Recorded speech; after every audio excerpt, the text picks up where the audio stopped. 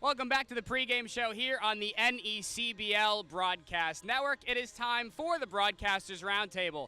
Darren Zaslow with you here. Join alongside to my left, the voice of the Winnipesaukee Muskrats, Weston Atwood, and to my right is Newport Gulls field reporter Dave Peck. Dave, we'll start with you. Newport coming off a huge win last night over New Bedford, 7-2. Jack Patterson picks up his first win of the year. The Bryant Southpaw through 7 innings, gave up just 2 earned runs on 12 strikeouts. Probably one of the better pitching performances we've seen all year from a Gulls pitcher. Definitely one of the best performances we've seen all year, and it couldn't have come at a more important time. Each game right now is so valuable for this team, trying to get into that last playoff spot in the Southern Division. They have 2 games today, and they both matter just as much. The only way yesterday's game is going to matter a lot is if they're able to take both of them and maybe pick up a game or maybe a half a game on the Mystic Schooners.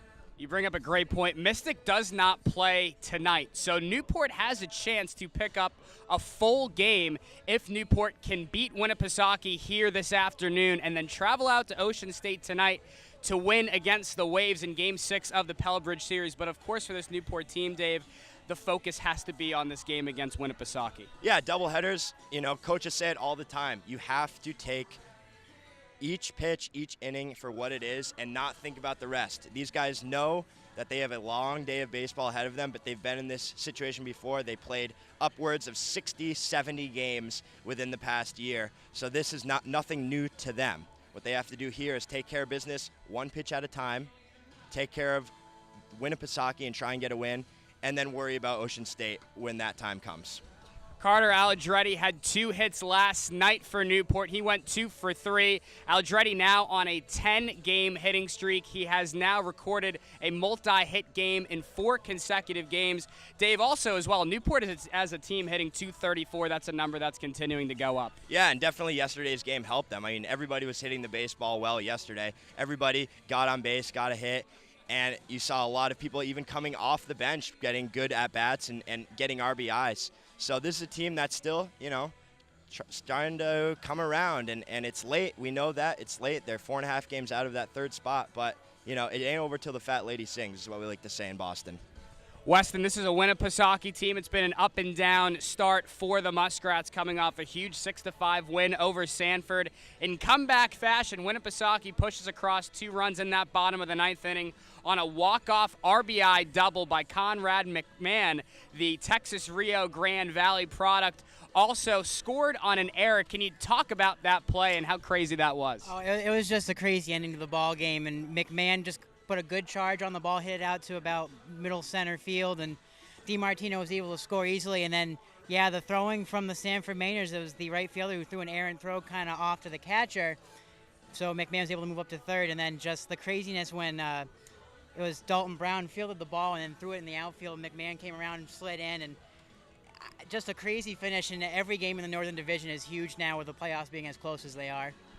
Kobe Claiborne leads this Muskrats team offensively. Out of Abilene Christian, he is hitting .348.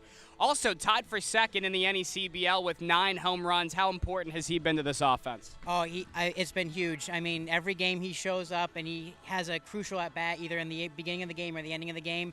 The power's kind of settled down a little bit. He hasn't hit a home run since I believe it was the 15th against Plymouth, but he still puts up big at-bats. He's got about 4 or 5 extra base hits these last couple games, so hopefully he can get one here. I'm looking here, my first trip. He kind of got a big fence out in the outfield, so it's gonna be hard for him to put one out, but definitely maybe can play with that wall and get a couple doubles or so. Winnipesaukee currently in 5th place in the Northern Division standings here in the NECBL. They are 2.5 games behind Keene. Weston, is that the focus right now, the playoffs here for the Muskrats? Yeah, I mean, every game from this point is huge, and a big game here today. 2 Southern Division opponents, as we'll go up and play New Bedford after this one, but it's a toss-up. The Muskrats have beaten every team that's in front of them, every team that's behind them, and they've also gotten beaten by every team that's in front of them. So it's going to come down to that last day. It was a big night last night because most of the teams that are in front of the Muskrats actually fell to their opponents they were playing. So much like the Newport Gulls, every game from this moment on is it's pretty much a must-win just to make those playoffs.